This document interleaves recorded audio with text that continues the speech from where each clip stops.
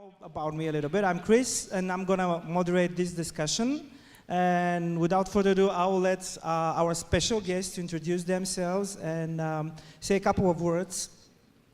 As during the previous discussions, we have questions that you can post over here.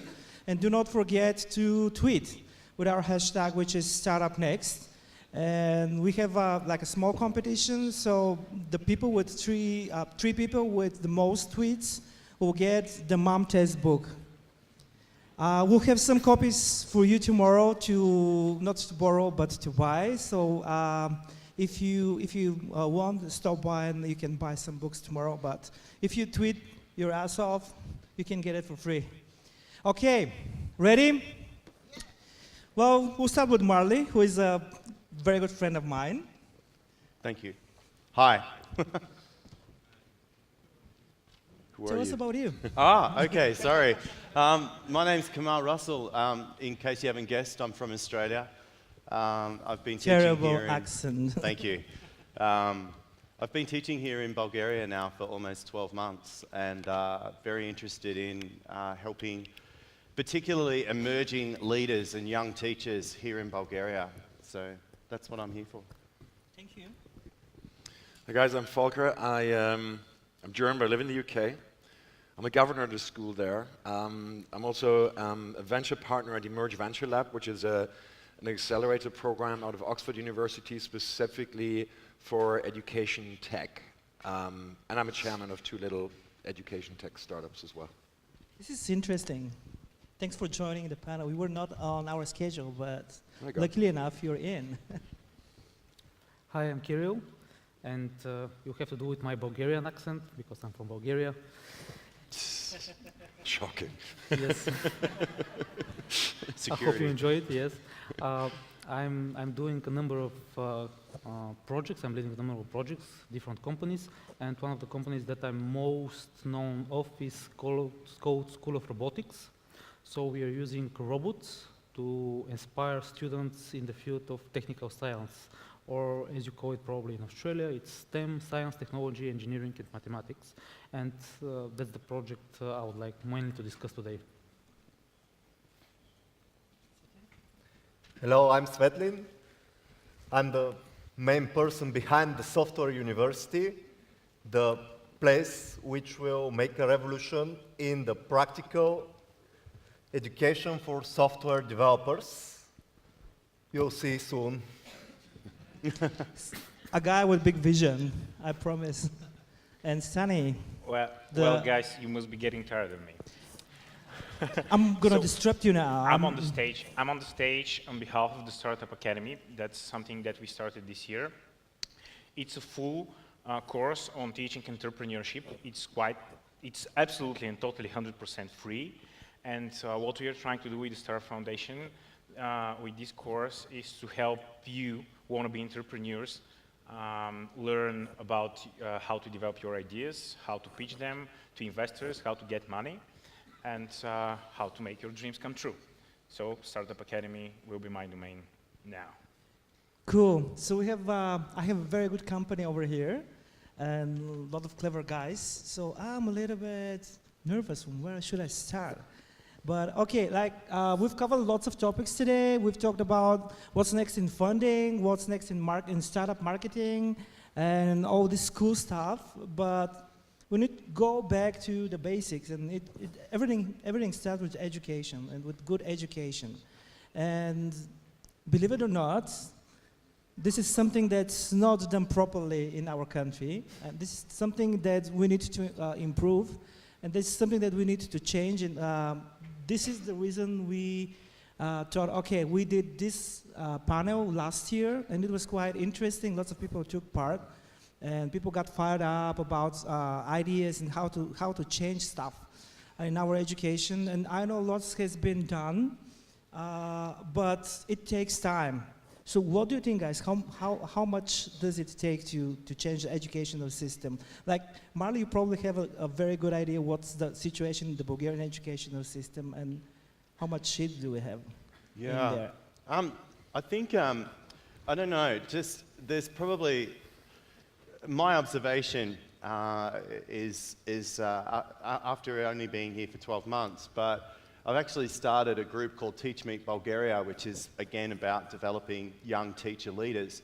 And the reason for it is because out of 114,000 teachers in this country, the average age is 57 years of age. 90% are women, and out of those 114,000 teachers, it's predicted that 28% of them are going to retire within the next 7 years.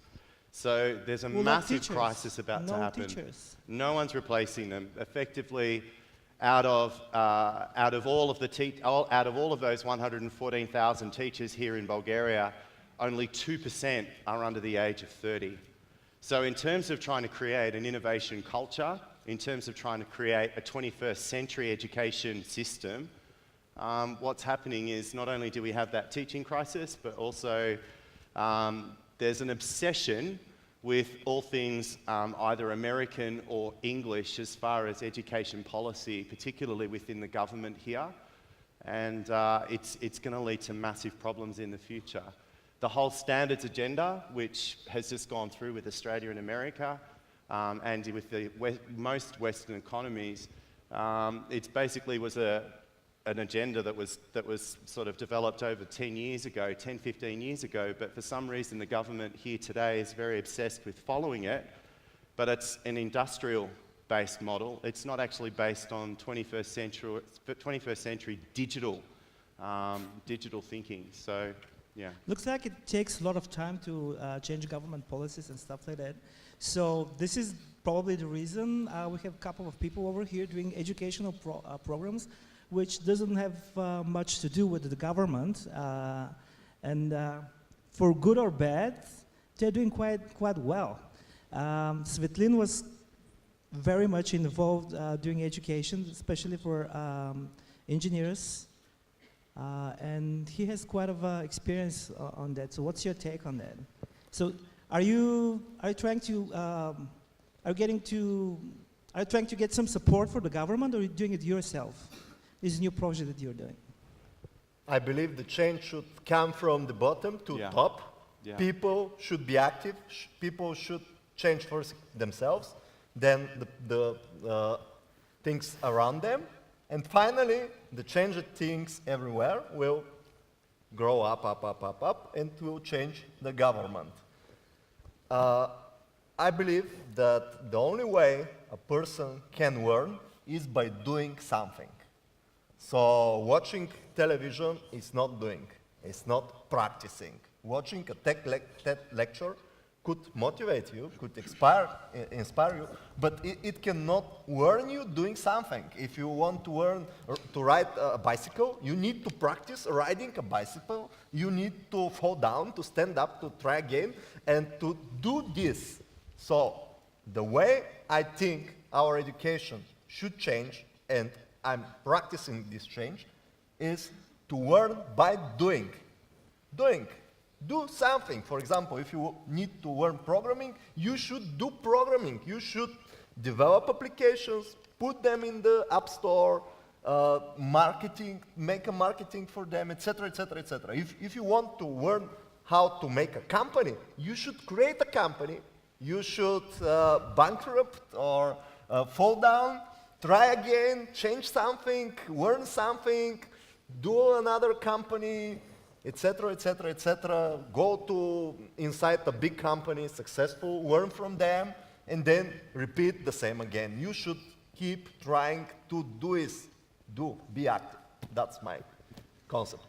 Cool. Like, you're very passionate about it, and lots of people are getting it over here, and you've already got lots of people subscribing for the project that you're doing, the startup, the software university, right?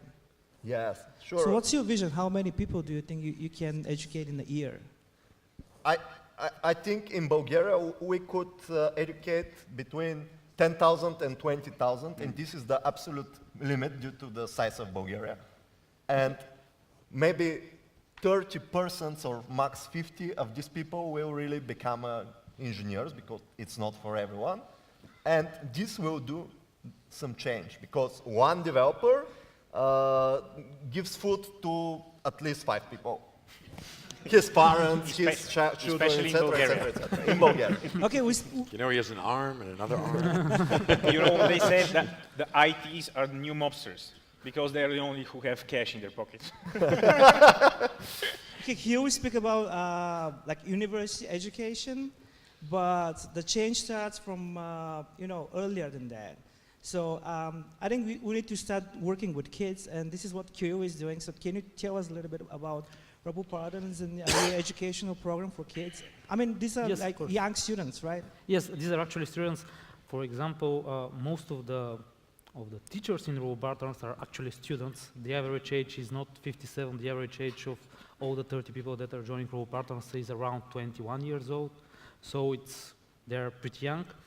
And when I initially started the project, I was imagining that I would be working with university students, students at the age of 18 or 19.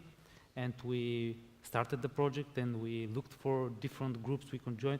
And we found that there weren't many students interested in the fields that we were trying to develop.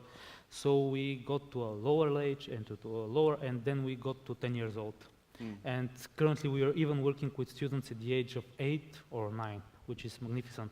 And students at the age of 17 or 16 are quite capable to continue their education in the field of technical science as university students. So we are trying actually to support the students. And we are working in 2 cities in Bulgaria. We were working in 4, but we're currently in 2. And there are quite many students joining the project. Cool, this is exciting. As we've organized a couple of events like startup weekends, and some of your students are over visited and hacked with with older students. Yes, yes. It was very exciting to have like participants of 14, 16 years of age and see them working on hardware stuff and not just playing with Photoshop and stuff. So it's I mean. Do you think like Bulgaria has a future in the hardware and like real engineering thing, or just IT? Because the things that you do is mostly hardware.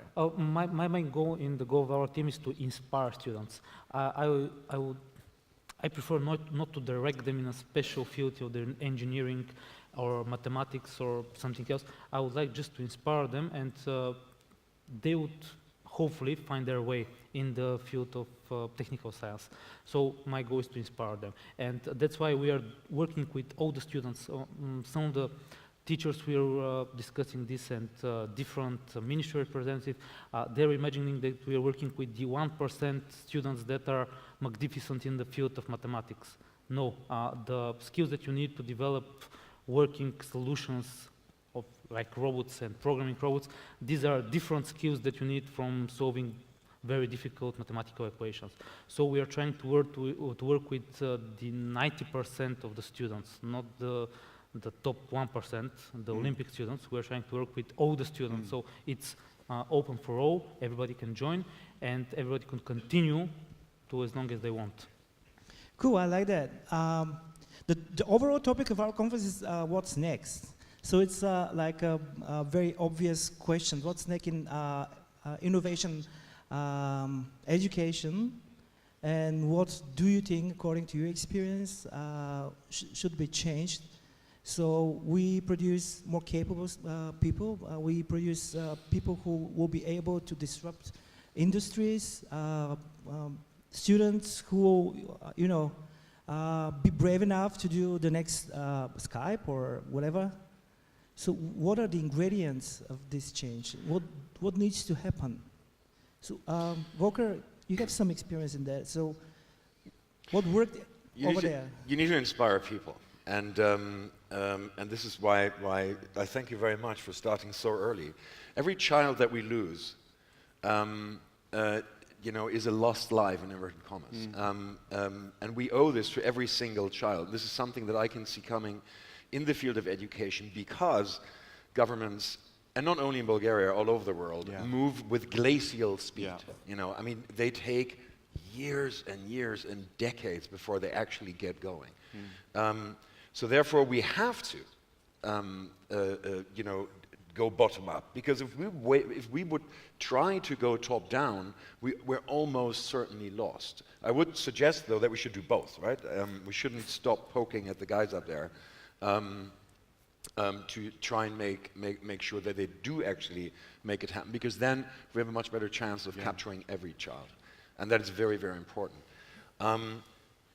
Besides that, though, and in the private sector, I think the opportunities that we have today through the advances of neurosciences and data processing allow us to pursue models of individualized learning and then also start to introduce new learning methods. Game-based learning is something that's pretty much there, and it all goes back to doing, you know, and to basically using neurological triggers to learn, rather than the age-old approach, you know, where you go, dude, you know, if you don't do your homework, right, you stand in that corner until the end of the conference. That is a bit ancient, and we know that brains don't work very well like that. Students are bored, and they have digital gadgets, and in school they bring books, paper. So nothing have changed in the schools, but the environment they are living, it's totally different. So I think lots of things need to change in our schools as well. If I can continue from here, for example, when I'm asked for the next big thing, the next change, we can separate this for the next change for Bulgaria and for next change for the world. Shouldn't be the same? Well, for example, we have some very specific problem here, and this is the age of the teachers. So just so that we can make a change, what we can all do is, for all of you, just return to school and spend 2 or 3 hours a week with the students. Choose a class and try to teach them something, but not only presentation skills, because if we are all teaching them presentation skills, it's not... we don't have great presentation skills. It's good. It's not a good, not the best class that you can do. Yeah, we're not that good at presentations. Yes, so yes. We can let's teach them presentation skills. Why not? I think that approach of conversation and actually discussing with teachers. If you have, everybody in the room here would have friends who are teachers. Is that true? Yeah. Yeah? So put your hand up if you've got a friend, close friend in your orbit who's friends with teachers. Okay, so is there, with whatever projects, whatever businesses, whatever startups that you're establishing, I think having those conversations with teachers hear all the time, oh, what do? You don't do anything, you've got 3 months of the year holiday, etc., etc., etc. Teachers are underpaid, they're under-resourced, okay? For every computer in a school here in Bulgaria, there's 48 individual students. So they're chronically under-resourced, they're chronically under-trained. And in a way, your friendship, your relationship with that teacher is an incredible opportunity for you to be able to engage, to connect. And in a way, from that grassroots, rather than, again, that top-down sort of approach, is to actually engage with those teachers, form those partnerships, those conversations, in terms of helping them see, helping them understand the incredible opportunity and role they have to play in reshaping, if you want to reduce it down to economic terms, a completely creative new workforce here for the country. Those types of conversations, those types of partnerships, going in and connecting somehow your project, your business, with a local school. Keep it small, keep it informal, keep it unstructured, keep it relational. And by doing that, you're actually modeling the very creativity we want to see teachers actually step out of, or that teachers in some ways actually feel like they're in straitjackets. Because at the moment, they're in an industrialized mindset as far as their training is concerned. They're in a 19th century industrialized, even the geography or the physicality of a schoolroom is still, apart from the change of a whiteboard and the occasional data projector, most teachers here in Bulgaria are still with the rows of tables where it's about control, it's about discipline, it's about keeping the kids maintained, it's behavior management rather than behavior transformation. And instead of turning those schools into something more like an Apple store. Imagine a classroom like an Apple store where kids are able to actually walk in, they can engage with what's going on around them, they can do collaborative work. Some people call it cheating, I call it collaboration. They can actually work on group projects that are actually based around whatever their personal intelligence is. Volker just talked about individual learning plans. Creating those pathway opportunities for students to be able to have the space, instead of just about going through process, ticking boxes, ticking competencies. Well, why not reward those kids who try a project, the project doesn't work out, the project fails, but We need to accept failure. we basically. need to actually de-risk failure. And we need to have classrooms that are in permanent beta mode rather than constant achievement and assessment mode. Wait a second, I got a question. Sure. Okay, I've got 2 kids, so this is a very personal topic for me. I've got 2 kids, so this is a very personal topic for me. And what I'm wondering is, okay, you're talking about, you know, I'm all for taking the risk away from failure, but Yeah. on the other hand, you don't want to set up today's kids to think that, you know, life is going to be easy. And the situation that a lot of millennials have with these expectations of what life is going to be, and now they're Yeah. actually out there and they don't actually know how to work their ass off. They're expecting, you know, positive reinforcement on everything that they Yeah. do, and life doesn't The certificate actually generation, do that. yeah. So how do you end up building in the, you know what, you want it, work your ass off for it and do it for yourself and not for somebody else into a school system? I think these are 2 completely different things. To embrace failure does not mean that, you know, you go like, oh my dear darling, you know, didn't it work? Could you? This is fine. You'll be great. That is not the same thing, you know. But it needs to be okay for them to, you know, if you want them to stretch to the very, very limit, they will fall off their limit at some stage, and that must be all right. You know, because only then will they actually hit the limit, and then they look over the cliff and they say, oh, look at that. And this will then spur them on. And you do need a culture that allows for that, because if you know, the systems that we traditionally have, and I'm going back to the extreme, I think there's many hybrid models, but that we traditionally have will punish you for failure. Yeah. And if you expect punishment for failure, then you will stop 2 yards before the cliff. You will never try and hit your potential, because hitting it would mean going beyond there. On And the I other think hand, it's a cultural thing versus you know, and sort of like put them all in cotton wool stuff. Well, I think that at least the America that I grew up in, okay, we still failed and we got punished for failure. Yeah. Okay, we did have that. Yet, on the other hand, there are those of us, and maybe it's just because we were a nation of immigrants and don't really listen anyhow, but there are so many that end up pushing forward and ignoring the negative feedback from the failure. And those are the ones who end up so much stronger. So, you know, are we maybe setting, I mean, see what I'm going on this? I mean, maybe. I know, and where's you know the what? line? It's a very specific American trait, and one I applaud you guys for. I grew up in Germany, which is the opposite.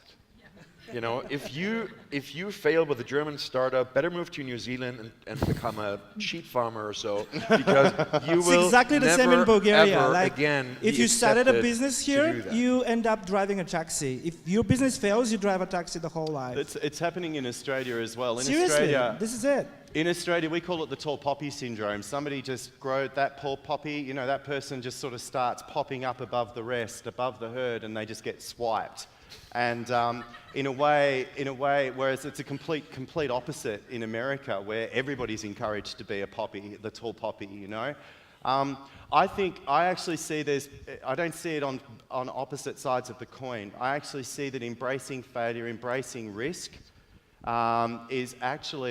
it actually helps build that resilience that you're asking for. I think one thing that our culture, or particularly generation, I'm a Gen Xer myself, but the students that I'm teaching in my school, they're all millennials. And as you said, they're the certificate generation. But why is that? It's because, for some reason, for their self-esteem, we're not allowed to fail them. Here in Bulgaria, you're not allowed to fail, you know, and there's a power of language that takes place. Here in Bulgaria, like at a school that I'm at the moment, I'm not allowed to give my students anything below a 2.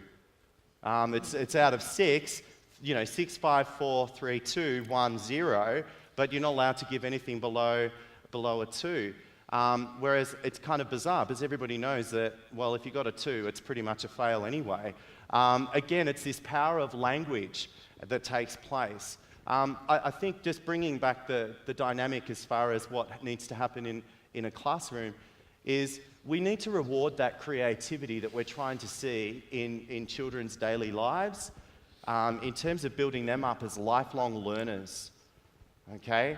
We have this one-size-fits-all factory sort of model approach to learning that somehow we shove them through 12 years of education and then we shove them into university for 5 years and then after that they're equipped for life. But they're not.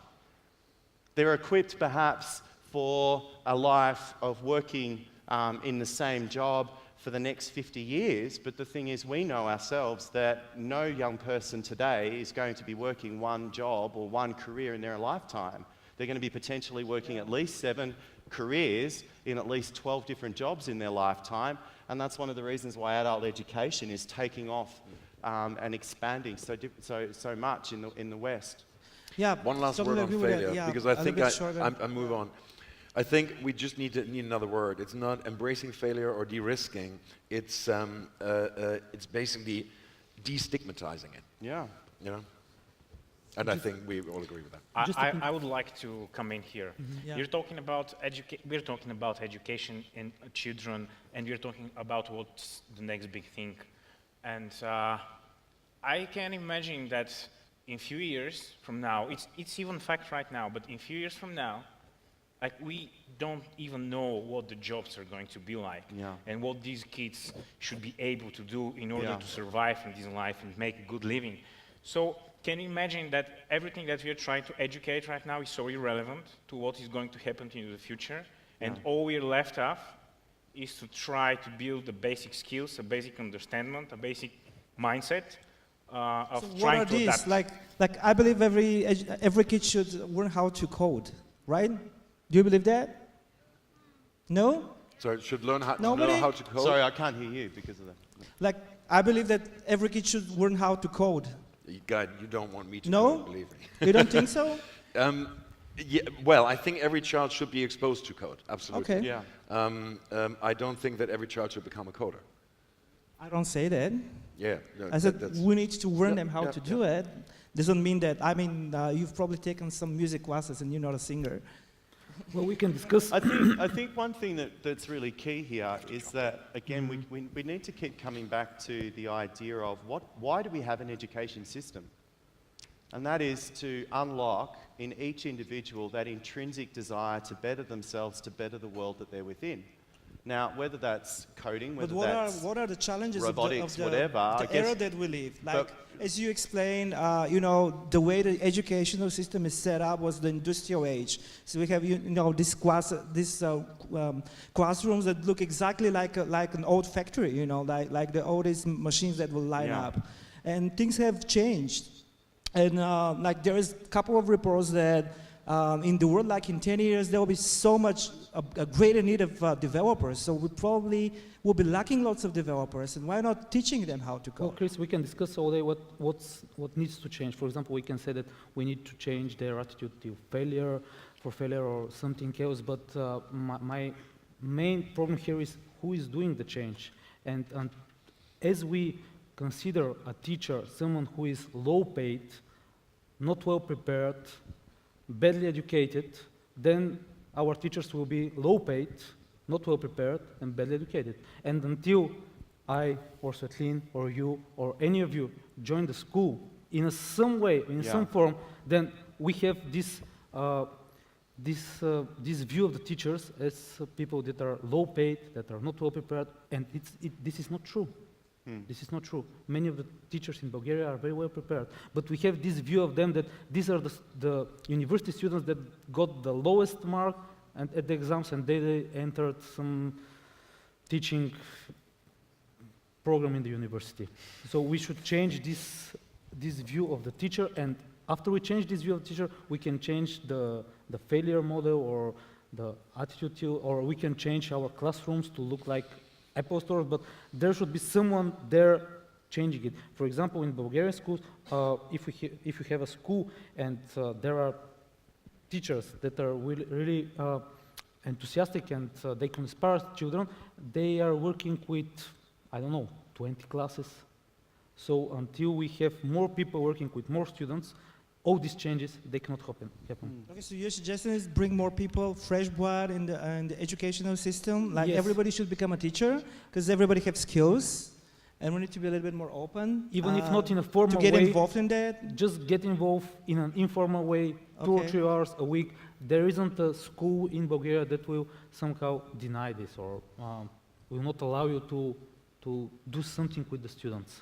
It's very helpful. I mean, at our school in England, we run a program called Maths in the Workplace.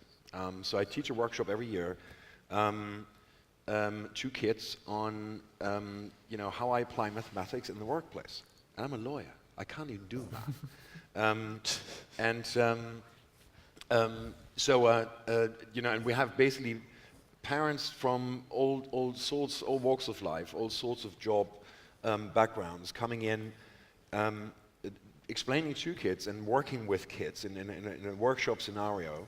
It's like a morning, I think a morning once every half year or so. I do this, and then there's a bunch of parents who do the same thing. And someone will do this on modern foreign languages, another one will do it on math, and the third one will be a chemist or doctor or whatnot. And what it does do is it teaches, and at the same time it inspires them, and the bracket around it provides them with context. It is. We probably all asked ourselves when after yet another boring math lesson, I will never in my life need this again. Yeah. The reason why you needed it again is it teaches you to think in abstract terms. The only ever job I had that existed by the time I graduated from school was my first one, which was the one as a lawyer. Every other job I had did not exist when I graduated from school. Yeah. And this is why, I'm really happy, despite having gone to law school, that I did my A-levels in math and in physics, because they train your brain to think in abstract terms. And this is something that is crucially important, I think. Yeah, this is a good point. I just realized something that, it's kind of a revelation to me. There is an empty chair over there, and I just realized we needed to put a student over there and have their opinion. And we totally missed that, because we're not that young, and we discussed what we should do with the future generation. We totally screw it, because this empty chair needs to be filled with somebody from that generation, and listen from them, because we just talking. Thank you very much, guys. We have 6 more minutes, and I want to do a couple of questions from the audience. And because you stayed till the end, I got some presents for you. So don't be ashamed, because these are great questions. If you ask the question, pop up your hands if I ask it, and you will get a T-shirt. Okay, so a couple of questions. What's the reason why youngsters do not become teachers is low salary? How to change that? I believe we've already answered this question. It's not the salary, but the motivation, right? Well, it's not salary, it's motivation. And if you're well prepared, for example, you can do your business while doing school lessons. That's completely possible. And I've done it, and I've seen it, and I've gathered a team that does it. So it's completely possible to have a profession like a software developer or entrepreneur or anything else, and in the same time spend 2, 3, 4 hours a week with students. That's completely possible. And I don't think... Who asked that question? Could I just add to that as well? I think part of that... Wow. Whoa! Nice catch. Nice job. I'm good! Nice catch. Nobody could see, but he basically just did this. I think, we use the word, we were using the word today, or this weekend, entrepreneurship, and I think part of the motivational element that you're talking about is helping teachers realize and give them permission to be edupreneurs. that is to the same spirit, the same activities, the same permission to be able to be entrepreneurial, why can't they do that in the classroom as well? Yeah. Okay, next question. How do we integrate higher education with startup ecosystem? But I want to change it to how do we integrate education, not just higher education, with the startup ecosystem? Because I believe the startup stuff, starting a business, entrepreneurship should be taught not just in the university. So what's your take on that? That was something that I would question back. How many companies you know that actually trust the higher education for anything? Do somebody hire people because they have graduated university? I don't think the so. ministry hires people I because mentioned they two. graduate. It's Facebook and Google. They both trust Stanford. I was referring a little bit like local and Bulgarian. No, I know, but what corporation. I'm saying is, you can establish that trust thing, and I would ask you back, how many companies do you know that do not come from university graduates, etc.? Most of the countries. Yeah, I think in Bulgaria that's a Most of high them. percentage. And I think that in Bulgaria specifically, if you want to be part of the ecosystem, it's more like to rebel against education Okay, than fair to enough. rely on it. But that's Bulgarian case. Like, it is nothing like Stanford. So it's purely Bulgarian thing or probably local thing.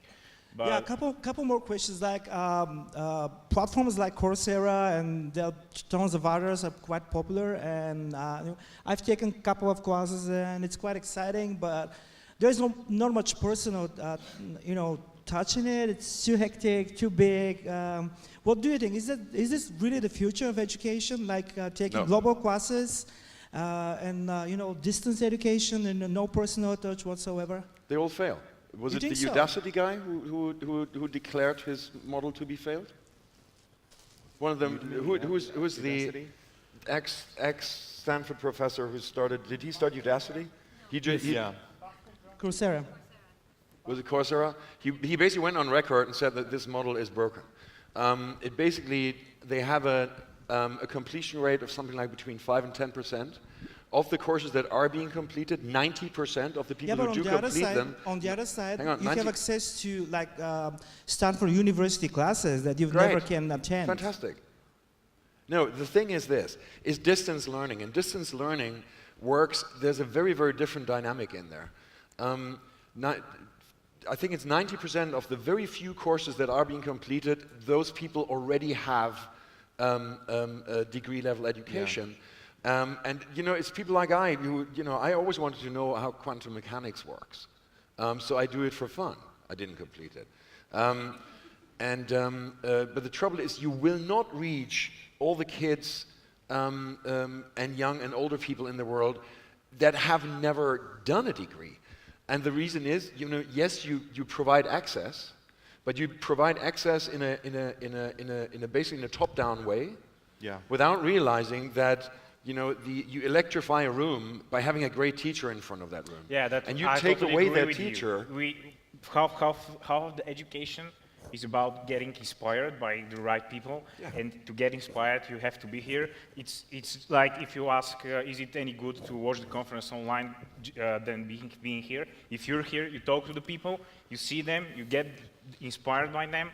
That's totally different But story. I think I think it's something in the middle. The truth is yeah, somewhere in the definitely middle. it will be a hybrid. Yeah, because like what we do together with Stanley, with the Startup Academy, we use like videos from these courses and ask people to get prepared, and after that we get on them in a group and discuss all this. So I mean, in a way, this is a great way to acquire knowledge. And I'm taking classes in machine learning right now. I mean, there is not good course on machine learning in Bulgaria. So it's a great opportunity. It is, And but- on the other hand, you need to have for me, it has context. Like I can apply it in my startup. I was about to say, but if you basically you tell students, look, get prepared, etc., you already framed it in a different way. The content itself is hugely valuable, absolutely, and the fact that it is available is wonderful. It's just the way it is being delivered. If you just take it, sit in front of your computer, I agree 100%. that is not. with you. What you just described, that is absolutely take that content, put it into the frame it in the right way, put it in the right context, and dude, you have a wealth of stuff around. Yeah. Absolutely. I watched a couple of months ago a TED talk, Seth Godin TED talk on education, and he said it's ridiculous that like so many hours are spent teaching, doing the same lesson over and over again. Yeah. Wow, you can go online and listen to that question, Yeah. and like there, even like Udacity and whatever you call it, we have like a Bulgarian project which is going quite strong, which is so like. People go there and even teachers start using it. Like they don't teach that much because students have access to these videos and they can learn home and after that do some more practical stuff at school. But yeah, I mean, I believe somewhere. Yeah, but that's the same thing. You're shifting focus from delivering content to actually playing with stuff and doing actually what matters in class. There is a good question. Will entrepreneurship be taught in the software university, Svetlana? I do not What have was the t-shirt question? right now, Will but entrepreneurship raise your hand and I will give you be t-shirt taught? later. Aha, I see. In the software university. My concept for the software university is it will be a technical knowledge source and practical skills place at the first, but in the same time it will learn soft skills and entrepreneurship as a way of thinking. So the primary goal is to learn people to be very good at the technical side, to be good developers. But in the same time, they will be learned how to work in a team, how to communicate with the others, how to present their projects, etc., etc., etc. The soft skills, and how to think as a business, to ask a question, where my salary comes from. Are you doing this crazy how to date thing? How to date lectures? Just kidding, I watched one of dating skills for developers. This is also quite important. Okay, thank you guys. We're run out of time and looks like it's an interesting topic. It's very interesting to me. I don't know about you, but I hope because you stayed, it's quite interesting for you. So just a final sentence. So what's next in education according to you? Like really short, one sentence. Marley, Thank you for going first. one sentence. Can I come back? Okay. Okay, At the one end. sentence. One sentence. The next thing is that teachers will give more like problems to students, and students will be given the chance to look in their community, to find the different resources all over the internet and to come up to as a solution. For example, you have this object traveling through space. Is it going to hit the Earth? And this is where you come to trigonometry and to mathematics and to ballistics and can you fire rockets at this thing? So this is the problem, and this is what's going to happen in the next years. Teachers will be giving problems, and students are to come up with solutions. Full stop. Thank you. The next big thing for Startup Academy is going to be to launch a successful startup story. I want somebody from all of the guys that are at the academy to create a startup, get a finance, and nail it down. And I think that will be pretty big if we do it. Cool. Svetlana? I think that the educational system cannot be changed evolutionary by changing this and this and this with the same people, with the same framework of government. I believe we need to build a totally new system. Yeah. It's easier to build a new system instead of changing the Revolution! And this is not only for the university level trainings, but for everything. Training means, for me, informal training. The other thing is bullshit. Okay, I've got it. I like that. Strong words, baby.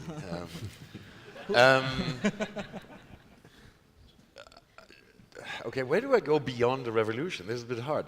As I think, I think education will be complemented, not supplanted, but complemented by individualized learning solutions aided by the power of data. And it will not displace it, but it will help it and will therefore allow teachers who have some of the most important jobs, not only in this country, but in every country, and we should recognize them for that. Hug a Teacher program. But that will allow them to actually have more time to spend on what they're good at, and that's inspiring children. Yeah. It's a hope. Marley, you have the final word. Yeah, I think conversations with your friends who are teachers, asking them what it's like in the classroom, asking or giving them permission to be edupreneurs. So sharing your ideas, sharing your experience in terms of what you're achieving with your projects, and actually giving them permission to try out those similar ideas and connecting those types of workshopping relationships with your project and their students. Thank you. Thank you very much, guys. It was very insightful. And thank you. This is the end of our discussion panel on education. Thank you, guys.